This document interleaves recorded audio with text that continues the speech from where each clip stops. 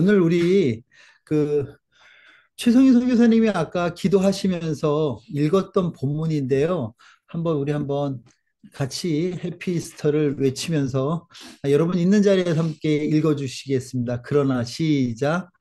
그러나 이제 네, 그리스도께서 그래서 죽은 자 가운데서 다시 살아나사 잠자는 자들의 첫 열매가 되셨도다. 아멘. 여러분 우리가 살아가면서 어, 부활의 신앙을 갖고 산다는 것이 얼마나 큰 은혜인가 하는 생각을 제가 합니다. 세상은요, 삶의 끝이 그 이생의 끝이라고 생각하기 때문에 조급해지기도 하고 이 생에 모든 것을 다 이루려고 하는 그것이 오히려 우리에게 더 큰 두려움과 공포를 가져다 주는 줄 모릅니다. 그런데 우리에게는 this life, 우리가 살고 있는 이 생뿐만 아니라 우리에게는 이 죽음 이외에 이후의 삶이 있다는 것이 오늘을 더 소중하게 만들기도 하는가 하면 오늘을 더 풍요롭게 그 다음 생을 준비하며 살 수 있다는 것입니다. 죽음이 끝인 사람과 죽음이 또 다른 새로운 시작이라는 것을 알고 사는 사람과의 차이는 극명히 다르다는 것을 여러분 기억하시기를 바랍니다. 여러분 저는 오늘 부활의 아침에 여러분과 함께 여기는 아침인데 거기는 이제 저녁이지만 부활의 날을 보내는 마지막 저녁 시간에 저는 우리나라에 오셨던 두 분의 선교사님, 특별히 아펜셀러 선교사님과 언더우드 선교사님의 이야기로 오늘을 시작하려고 합니다. 그 일부러 때를 맞춰 오신 건 아니겠지만 그들이 우리나라 땅에 첫 발을 내디뎠던 그날이 바로 오늘 부활절 아침이었습니다. 1885년 4월 5일 제물포항에 첫 발을 내디셨던 두 분의 선교사님은 이렇게 기도했다고 합니다. 우리 신선희 선생님이 한번 읽어주시겠습니까? 우리는 부활절 아침에 이곳에 왔습니다. 그날 상황의 권세를 이기신 주께서 이 백성을 얽어맨 결박을 끊으사 하나님의 자녀로서의 자유와 빛을 주시옵소서. 아멘. 여러분, 부활의 아침에 이 땅에 오셨던 두 분의 선교사님이 기도했던 그 기도의 내용은 지금 130년이 지난 오늘 우리에게 고스란히 다 이루어졌고 또 우리의 삶, 또 한국 교회의 상황을 통해서 우리가 그 기도가 얼만큼 신실하게 우리 가운데 이루어졌는가를 우리는 보고 알 수 있습니다. 그날 사망의 권세를 이긴 주님께서 바로 그날이 부활절이죠.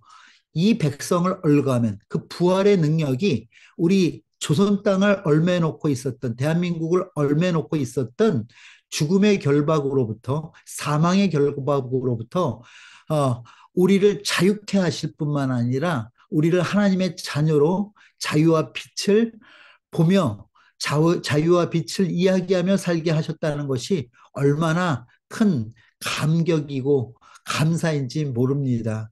여러분, 우리는 계속해서 지금 종말에 대해서 공부하고 있습니다. 근데 우리가 이 종말의 때를 여러분, 고민하거나 걱정하지 않아도 되는 그것은 여러분 보십시오. 오늘 부활의 날인데 여러분 부활이 있는 자들은 이 땅의 끝 그다음에 예수 그리스도가 이 땅에 다시 오는 재림의 끝도 혹은 우리 개개인의 죽음의 종말도 여러분 끝이 아니라는 사실을 여러분 기억하시길 바랍니다. 우리 가운데 잊지 말아야 될 것이 바로 이 부활 신앙이라는 것입니다. 부활을 놓친 기독교는 기독교가 아닙니다. 부활 없는 기독교는 기독교가 아니라는 사실입니다. 여러분, 기독교의 가장 중심, 핵심이 되는 것은 바로 이 부활이고, 여러분, 그래서 고대 동방정교들도 여러분 이 부활이 시작되는 오늘 첫날을 여러분 한 해의 시작으로 볼 정도로 굉장히 소중하게 여겼고, 여러분 지난 2000년 동안의 모든 복음 사역자들의 가장 중요하고도 중심되는 메시지 설교가 바로 이 복음 부활의 신앙 또 부활의 설교였다는 것을 여러분 기억하시기를 바랍니다. 여러분 우리는 지금 종말에 대해서 얘기하고 있는데 이 종말에 대한 이야기는 여러분 마태복음 24장 3절에 나오는 감람산 위에 예수께서 앉아 계실 때 제자들이 했던 두 질문의 답으로 예수님께서는 24장, 25장의 종말 이야기를 하십니다. 여러분, 이 얘기는 여러분 어떻게 대칭으로 보면 좋은가 하면요.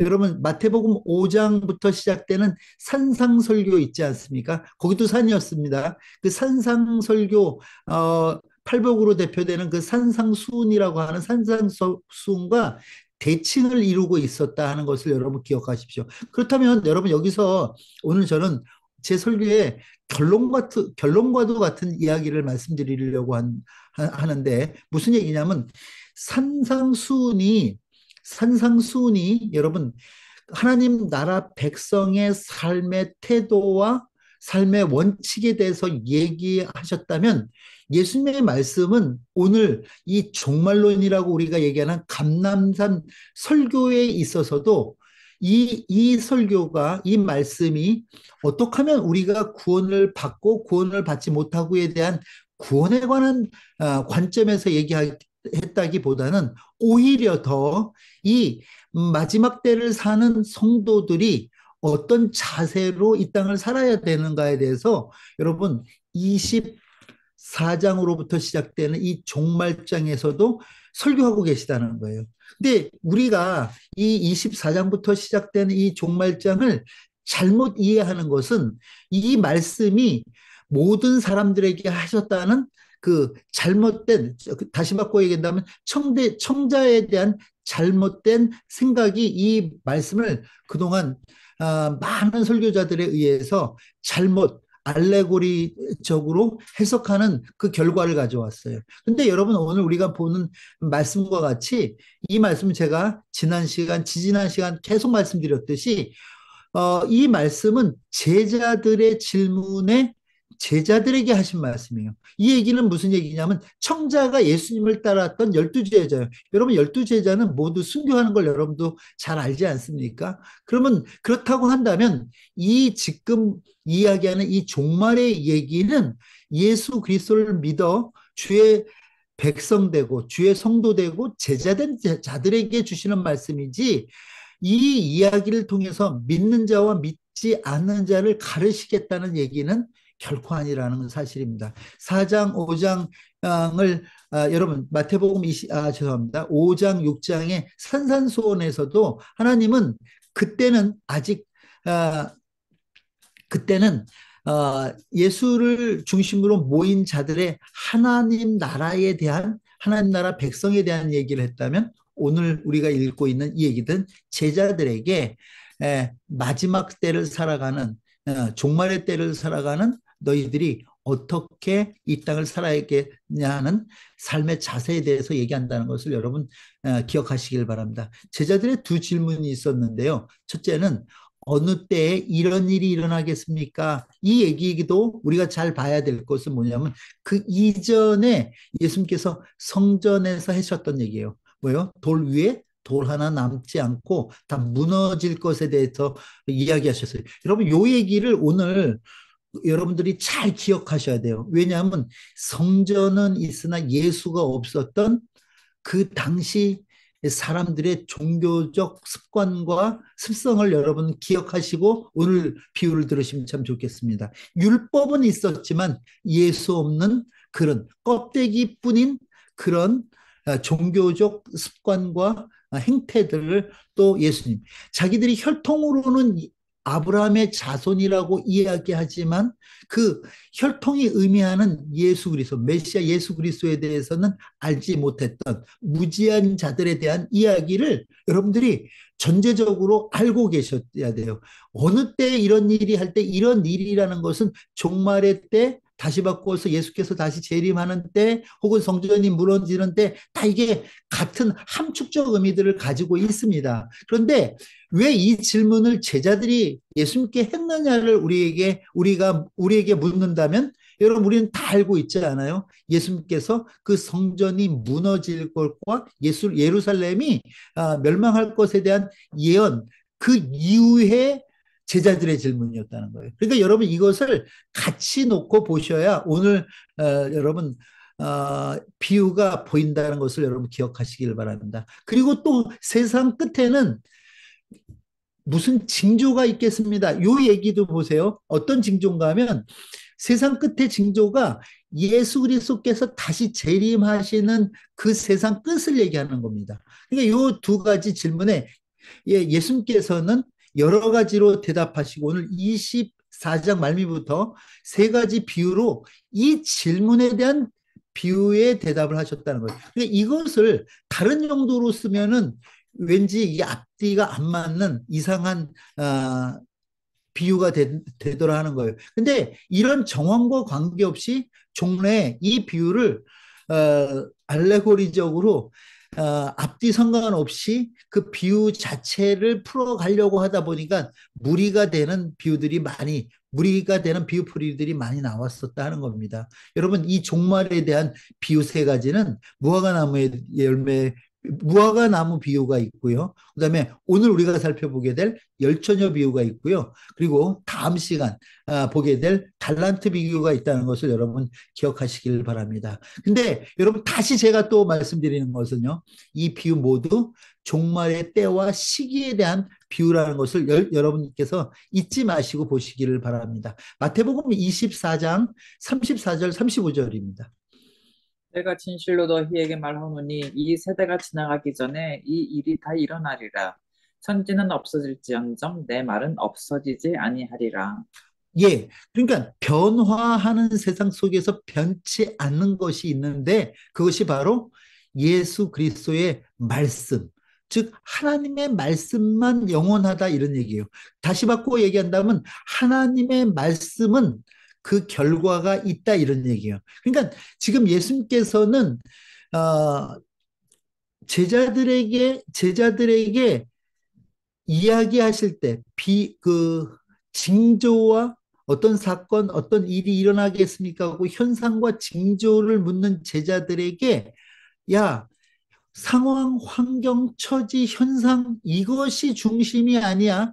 가장 중요한 것은 이런 외부적인 겉껍데기가 아니라 하나님 말씀만 영원해를 얘기하신다는 거예요. 여러분, 여기서 여러분들이 딱 캐치하셔야 되는 게 있어요. 뭐냐 하면 지금 제가 하려고 하는 얘기는 껍데기가 아닌 본질이 있다 이 얘기를 하는 거예요. 그러니까 세상 끝에 징조가 있을 수 있습니다. 우리는 구약의 많은 것들을 예수 그리스도의 예표로 봤어요. 성막이 그랬잖아요. 그렇죠? 그다음 제사가 그랬고요. 율법이 그랬고요.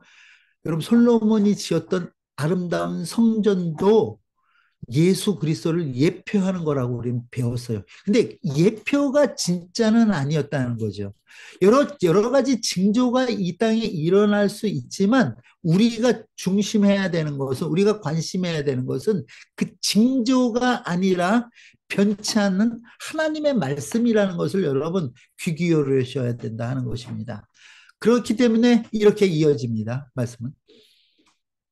그러므로 깨어 있으라. 어느 날에 너희 주가 임하는지 너희가 알지 못함이니라. 그때와 시기는 모른다는 거예요. 주님이 언제 임하실지는 우리는 알 수 없다는 거예요. 그러기 때문에 우리 보러 깨어 있으라고 얘기합니다. 자, 다시 44절입니다. 이러므로 너희도 준비하고 있으라. 생각하지 않은 때에 인자가 오리라. 충성되고 지혜 있는 종이 되어 주인에게 그 집 사람들을 맡아 때를 따라 양식을 나눠줄 자가 누구냐. 주인이 올 때 그 종이 이렇게 하는 것을 보면 그 종이 복이 있으리로다. 예, 여기에서 그러면 때를 따라 나눠주는 이 양식, 또 그 양식을 나눠줌으로 받는 복, 이것은 자명하지 않겠습니까? 앞에 우리가 그 말씀들을 보면 변치 않는 하나님의 말씀을 나누는 자, 또 그 하늘 변치 않는 하나님의 말씀을 믿고 따르는 자가 복이 있다는 것을 이미 선제적으로 24장 말미에 예수님은 제자들에게 이야기했다는 것입니다. 다시 정리한다면 그리고 이 세 가지 비유들 가운데 이어지는데 무화과 나무 비유, 열처녀 비유, 달란트 비유는 하나님 나라에 대한 그 종말의 때와 시기를 우리가 있다는 것을 알고 다시 바꿔 얘기한다면 우리는 이 생에서 우리의 인생이 끝나는 것이 아니라 우리에게는 이 생 이후의 삶이 있다는 것을 깨닫고 배우고 알고 깨달아 그 삶을 준비하는 삶을 살아라 하는 예수님의 사랑의 말씀이라는 거예요. 이걸 갖고 겁박하거나 우리를 위협해서 우리로 하여금 불안과 공포에 떨게 하기 위해서 종말의 말씀을 하시는 것이 아니라 우리는 이미 하나님 나라 백성으로 구원받은 자로서 이 땅을 하나님 나라로 살아라 하는 얘기라는 거예요. 여러분, 이 부분에 여러분들이 동의하시면 그 다음 말씀들이 훨씬 더 쉽게 우리 가운데 와진다는 거예요. 여러분, 그 도총래 열처녀 비유는 많이 곡해됐어요. 여러분, 여기서 우리가 열처녀 비유를 무엇하고 자꾸 우리가 이렇게 맞닥뜨려서 이해하려고 했냐면요. 여러분 잘 아시는 하나님 천국 잔치하고 천국 잔치 그러면 말 그대로 천국 혼인 잔치 그러면 마지막 종말의 때 우리가 들림 받아 예수를 신랑 삼아 우리가 신부되는 그 얘기로 우리는 이 이야기를 이해하려고 많이 노력했습니다. 그런데 말입니다. 여러분 잘 한번 생각해 보세요. 여기서 만약 그것이 맞다면 열 처녀의 비유로 하지 않으시고 아마도 이렇게 얘기했어요. 열 신부의 비유로. 여러분 이 처녀가 열 처녀가 신부였다는 이야기가 어디 나옵니까? 신랑을 맞이하는 신부라는 얘기가 어디 나옵니까? 이 열 처녀가 다 신부 맞습니까? 그러면 그 신랑은 10명하고 같이 결혼합니까? 어, 이런 얘기 아니거든요. 그렇죠? 근데 우리가 종래에 오해했던 것 중에 하나가 이 열처녀 비유의 첫 번째 단추가 잘못 보이는 거예요. 이 10명이 다 신부라고. 여러분, 이게 공동으로, 그 뭐라 그러죠? 연합 결혼식 아니잖아요. 그렇죠? 그럼, 아니면 한 사람이 10명하고 한꺼번에 결혼하는 이것도 아니라고 한다면, 10명의 이 처녀는 아마도 그 신부는 이미 단장하고 잔치 가운데 있고요. 신랑을 기다리고요. 아마도 이 10명은 뭐 그런 표현은 없지만 이 신랑을 가서 마저 잔치 자리에 데리고 들어가는 역할을 하는 들러리와 같은 그런 사람들이 아니었을까 하는 생각을 해봅니다. 고대 유럽의, 아니, 죄송합니다. 중동의 풍속을 생각해 볼 때. 그렇다면 여러분들이 여기에서 얘기하는 이 처녀가 여러분 생각하시는 것 같이 신부라는 생각을 배제하고 한번 이걸 읽어보시면 조금 이 문구가 여러분들한테 쉽게 다가올 거라고 생각합니다. 자, 마태복음 25장을 읽습니다. 그때 천국은 마치 등을 들고 신랑을 맞으러 나간 열 처녀와 같다 하리니 그 중에 다섯은 미련하고 다섯은 슬기 있는 자라. 미련한 자들은 등을 가지되 기름을 가지지 아니하고 슬기 있는 자들은 그릇에 기름을 담아 등과 함께 가져갔더니 신랑이 더디옴으로 다 졸며 잘세. 예. 여러분, 이게 신부가 아니라는 생각을 하니까 조금 여러분 마음이 바뀌지 않습니까? 여기서 보면요.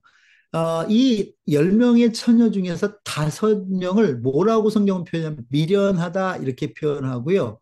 5명은 슬기롭다 이 얘기예요. 그럼 이 얘기를 신부라고 생각하지 않고 보면은 이렇게 표현할 수 있지 않겠습니까? 우리가 뭐냐면 천국을 준비하는 10명의 처녀. 그렇죠? 우리가 혼인잔치를 천국으로 한다고 한다면요.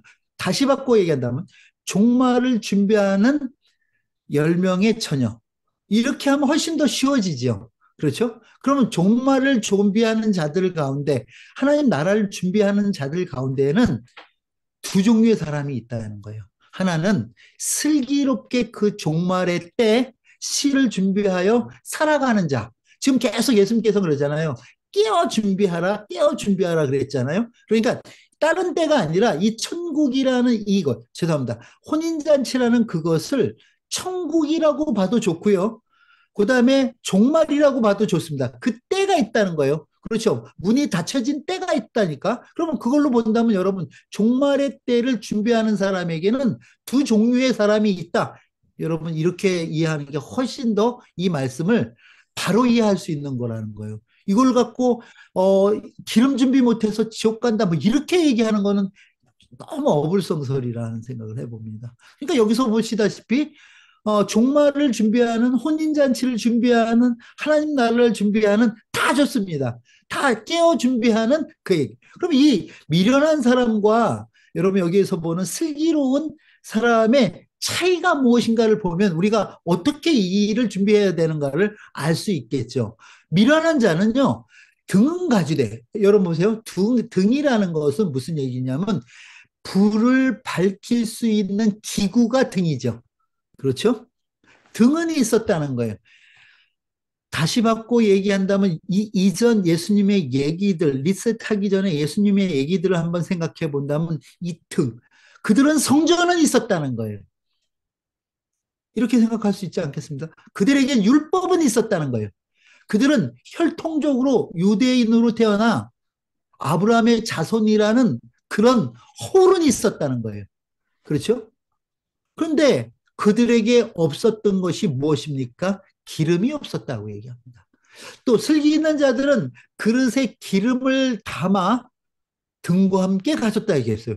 이 얘기는 무슨냐면 슬기롭다 하는 것은 홀만 있는 것이 아니라 그 허울이 감싸고 있는 그 본질을 가진 자가 슬기롭다는 거예요. 본질이 있는 자가 슬기롭다는 거예요. 여기서 얘기는요. 그들도요, 등도 있지만 그들은 그릇에 종지에 그 기름도 함께 준비했다는 거예요. 그러니까 미련한 자가 하지 못한 것은 껍데기는 있었지만 알맹이가 없는 그런 신앙 삶으로 그 종말의 때 그 예수 그리스도께서 다시 오시는 재림의 때 그 하나님 나라 그 혼인잔치에 들어간 자이고 혼인잔치를 준비한 자이고 다섯은 여러분 그 본질을 가지고 있었다 하는 것이죠.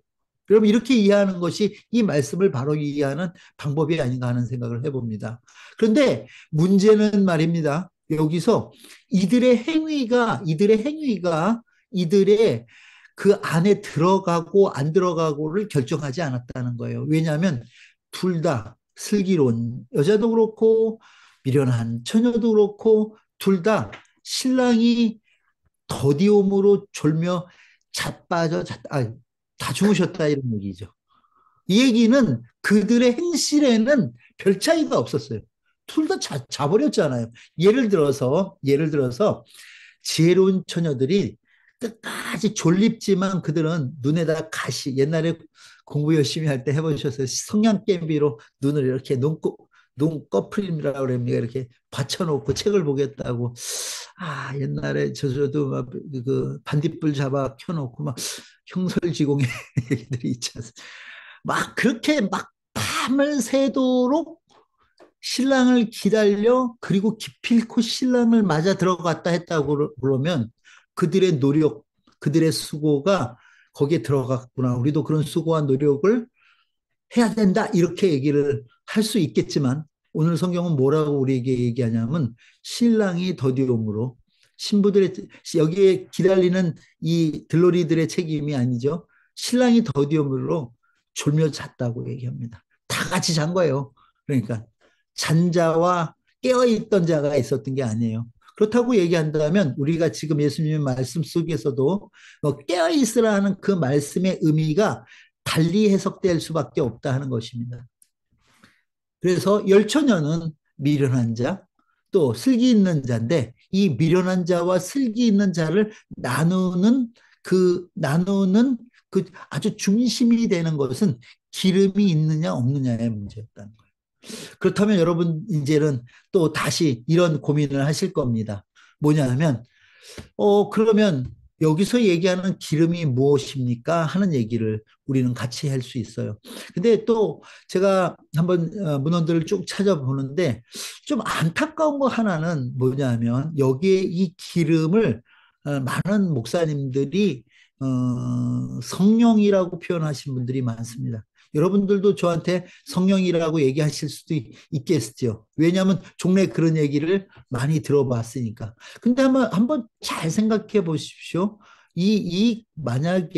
만약에 이 기름을 여기서 성령으로 풀어간다고 한다면 조금 어려움이 있어요. 왜 어려움이냐면 다음 이어지는 말씀들을 그 다음에 어떻게 연결해야 될지에 대해서 조금 문제가 될 수 있습니다. 한번 6절부터 마저 읽겠습니다. 밤중에 소리가 나되 보라 신랑이로다 맞으러 나오라 하매 이에 그 처녀들이 다 일어나 등을 준비할세 미련한 자들이 슬기 있는 자들에게 이르되 우리 등불이 꺼져가니 너희 기름을 좀 나눠 달라 하거늘 슬기 있는 자들이 대답하여 이르되 우리와 너희가 쓰기에 다 부족할까 하노니 차라리 파는 자들에게 가서 너희 쓸 것을 사라 하니. 예, 만약에 우리가 여기서 얘기하는 기름을 성령이다 이렇게 표현한다면 여러분 성령이 파는 자가 있습니까? 혹은 그들에게 가서 살 수 있는 것입니까? 혹은 나눠 받을 수 있는 것입니까? 하는 문제에 봉착하게 됩니다. 그래서 제가 볼 때 여기서 얘기하는 이 기름을 단순히 성령으로 그래서 신랑은 예수님, 기름은 성령님, 또 여기 그 혼인잔치를 기다리는 열처녀는 교회로 해석하는 그 해석에는 너무 무리가 되지 않나 하는 생각을 또 해봅니다. 여러분, 여기에서 얘기하는 이 미련한 자들이 없어서 잔치에 못 들어가는 그 기름은 우리가 생각하는 성령이라기보다는 종말에 대한 바른 이해와 하나님 나라에 대한 바른 본질적 이해가 없음으로 보는 것이 훨씬 더 이 말씀을 풀어가는데 지금 예수님께서 종말의 말씀을 하시고 계시고요. 이 종말의 말씀 중에서 끝은 있다 하는데 여러분들이 그동안 들었던 설교에 얽매이지 마시고요. 이것을 설명하기 위한 일이라는 것을 생각하시면서 이 열처녀 비유를 본다면 훨씬 더 쉬운데 뭐냐면 예수님께서 하시는 것은 종말의 때는 있다는 거죠. 그리고 끝은 온다는 거죠. 그렇기 때문에 여러분 깨어 있으라는 것이고요. 그 종말의 때를 준비하라는 하고 얘기하시는 또 그러나 그때는 아무도 모른다 하는 이 얘기를 설명하시기 위해서 오늘 열처녀 비유를 했다고 한다면은 여기에서 이야기하는 기름을 성령으로 이야기에는 조금 무리가 있는 해석이라 하는 겁니다. 자, 10절, 11절, 12절 맞아 읽습니다. 그들이 살아가는 사이에 신랑이 오므로 준비하였던 자들은 함께 혼인잔치에 들어가고 문은 닫힌지라. 그 후에 남은 자들이 와서 이르되 주여 주여 우리에게 열어주소서. 대답하여 이르되 진실로 너희에게 이르노니 내가 너희를 알지 못하노라 하였느니라. 네, 이 얘기는 무슨 얘기입니까? 그렇다고 생각한다면 여러분 그들은 그 기름을 사러 가고 그 기름을 사러 간 사이에 혼인잔치의 문은 닫히고 여러분 그 얘기는 무슨 얘기입니까? 바로 그 때가 왔다는 거죠. 종말의 때가 왔다는 것이고 천국의 때가 왔다는 것이고 또 그들이 에, 다시 와서 그 문을 열어달라고 할 때는 하나님께서 그 그들을 알지 못한다고 그들을 외면하신다 하는 얘기예요. 그럼 이 얘기는 다시 우리가 풀어서 바꿔서 얘기한다면 무슨 얘기냐면 여러분 종말의 때 다시 바꿔서 예수 그리스도께서 이 땅 가운데 다시 오심을 기다리고 깨어 기다리며 준비한 자들 그 자가 천국 백성이다 하시는 것을 예수님께서 말씀해 주시고 계시는 겁니다. 당시에도 종교의 모습을 가지고 그 땅을 살아갔던 수많은 사람들이 있었습니다. 그런데 문제는 말입니다. 그들이 어, 하나님을 믿는다고 하면서도 또 그들이 하나님을 믿고 하나님을 따른다 하면서도 그들에게 문제는 뭐냐면 그 신앙, 다시 바꿔 얘기한다면 그들의 신앙의 중심인 예수 없이 또 예수께서 이 땅 가운데 행하실 죽음과 부활과 다시 오심에 대한 그 깨달음 없이 살아가는 하나님의 말씀에 대해서 겉만 알고 내용을 알지 못하는 본질을 이해하지 못하는 자들에 대해 하시는 예수님의 경고라고 하는 것을 여러분 기억하시기를 바랍니다. 그런즉 깨어 있으라 너희는 그 날과 때를 알지 못하니라. 지금 이 얘기를 다른 것으로 표현하려고 하지 마시고 오로지 그 날과 때를 알려주시고자 하시는. 그런데 그 날과 때는 우리도 모르고요. 예수님도 모르고 천사도 모르고 아버지만 아신다는 거예요. 그렇기 때문에 그 날과 때로 오늘을 살아라. 다시 바꿔 얘기한다면 오늘 내가 살아가는 이 날이 하루를 살면 이제 주님 오실 날도 하루가 가까워.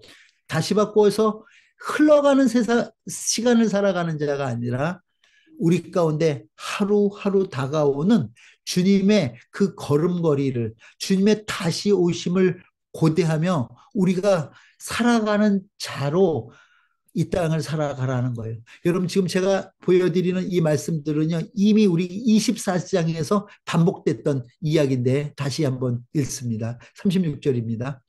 그러나 그 날과 그 때는 아무도 모르나니 하늘의 천사들도 아들도 모르고 오직 아버지만 아시느니라. 예, 즉 하늘의 천사도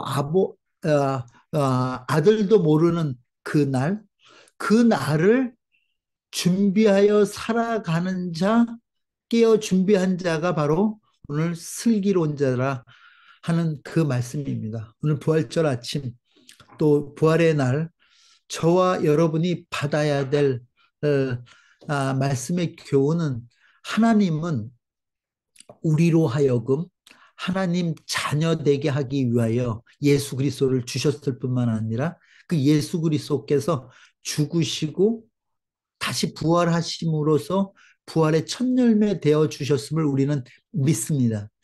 부활의 첫 열매 되어 주신 그 예수 그리스도를 쫓아 오늘 우리도 죽는다 할지라도 다시 바꿔 얘기한다면 우리 개인의 종말의 때가 온다 할지라도 아니 이 인류의 종말의 때가 온다 할지라도 아니 예수 그리스도께서 다시 이 땅 가운데 오시는 재림의 때가 온다 할지라도 우리는 죽음 가운데 죽음의 사망 권세에 매여 있는 자가 아니라 그 죽음의 사망 권세를 그 결박을 예수의 부활로 끊어내며 그 하나님 앞에 부활하여 예수 그리스도와 함께 천국 잔치에 들어갈 자로 오늘 이 땅을 살라 하는 얘기입니다. 다시 받고 우리 가운데 부활신앙을 가지고 재림신앙을 가지고 그 예수와 동행하는 예수 없는 삶이 아니라